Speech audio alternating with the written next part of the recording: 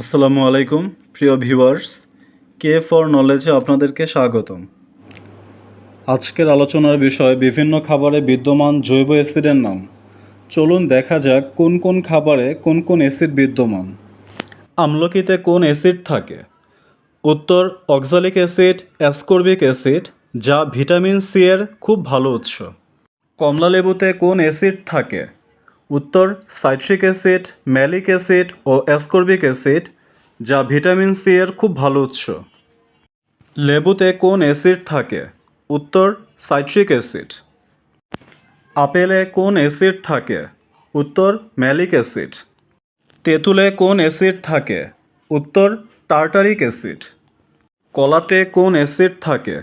উত্তর malic acid. দুধে কোন অ্যাসিড থাকে?